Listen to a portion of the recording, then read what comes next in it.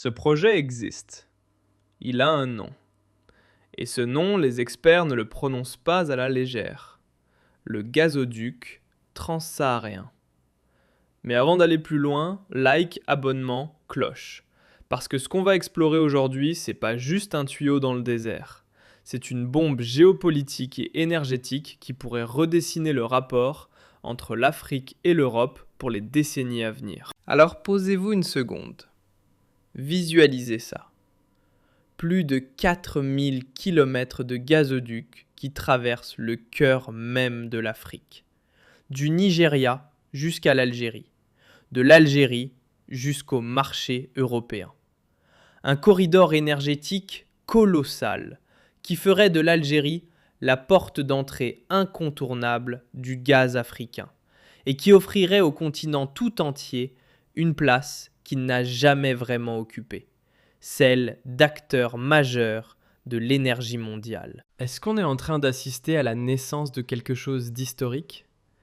C'est exactement la question qu'on va démontrer aujourd'hui. Pour comprendre pourquoi ce projet est aussi crucial, il faut remonter au début des années 2000. À ce moment-là, les responsables énergétiques africains réalisent quelque chose d'aussi évident que frustrant. Le Nigeria est assis sur l'une des plus grandes réserves de gaz naturel de la planète. Et pourtant, et c'est là où ça devient absurde, une énorme partie de ce potentiel ne sert à rien. Sous-exploité, endormi, gaspillé. Et pendant ce temps-là, de l'autre côté de la Méditerranée, l'Europe panique. Pas ouvertement. Mais les crises internationales s'accumulent et un constat s'impose. Dépendre d'un nombre limité de fournisseurs énergétiques, c'est jouer avec le feu. Stratégiquement, c'est une vulnérabilité énorme. Alors l'Europe cherche. Elle diversifie. Elle regarde ailleurs.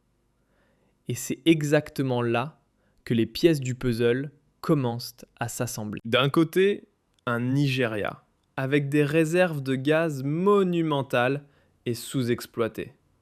De l'autre, une Europe en quête de nouvelles sources d'approvisionnement. Entre les deux, le Sahara. Et une idée qui va germer dans les esprits. Et si on construisait un gazoduc qui traverse tout ça ? Des années d'études s'ensuivent.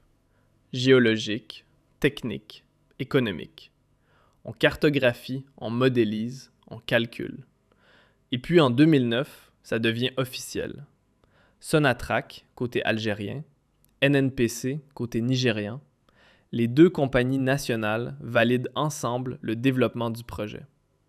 À ce moment-là, les experts sont déjà clairs. Ce gazoduc pourrait devenir le plus grand projet énergétique jamais réalisé sur le continent africain. Maintenant, parlons des chiffres. Parce que les chiffres ici sont vertigineux. 4128 km. C'est la distance que devra parcourir ce gazoduc. Il part de Warri, au sud du Nigeria, une région riche en gisements gaziers. Il remonte tout le territoire nigérian, franchit la frontière algérienne à Ingezam et termine sa course à Assirmel. Assirmel. Retenez ce nom. Ce n'est pas un détail. C'est littéralement le cœur battant du système gazier algérien. Pourquoi Assirmel, c'est si important? Parce que c'est déjà là que convergent plusieurs gazoducs majeurs qui relient l'Algérie directement à l'Europe, vers l'Italie, vers l'Espagne. Les infrastructures existent. Le réseau est là. Il suffit, et je dis bien il suffit avec toutes les guillemets du monde, de brancher le Nigeria dessus. Mais attention, parce qu'il y a un concurrent. Une route alternative est aussi sur la table, longer la façade atlantique de l'Afrique de l'Ouest pour acheminer le gaz nigérian vers l'Europe par une autre voie. Même objectif, itinéraire totalement différent. Et là, on n'est plus seulement dans un débat technique, on est dans une compétition stratégique pure. Qui va devenir le corridor énergétique de référence du continent africain ? C'est ça l'enjeu réel. Et l'Algérie, elle a compris le message. En février dernier, l'Algérie, le Nigeria et le Niger signent ensemble plusieurs accords. L'engagement politique est confirmé. Les trois pays coordonnent désormais les aspects techniques, financiers, opérationnels. On accélère, on structure, on pousse. Si le calendrier tient, et c'est un grand si, les premières phases de construction pourraient démarrer dans les toutes prochaines années. Une mise en service autour de 2030 reste l'objectif affiché. Évidemment, tout ça dépendra de trois choses: la stabilité régionale, les financements disponibles et l'évolution du marché mondial de l'énergie. Trois variables qui, on le sait tous, ne sont jamais vraiment sous contrôle. Alors voilà ce qu'il faut retenir de tout ça. Le gazoduc transsaharien, ce n'est pas un projet industriel comme les autres. Ce n'est pas juste une question de tuyaux, de mètres cubes et de contrats gaziers. Non.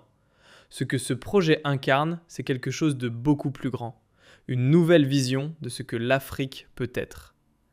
Trois nations qui coopèrent, des économies qui se rapprochent, un continent qui cesse d'être spectateur de l'énergie mondiale pour en devenir un acteur à part entière.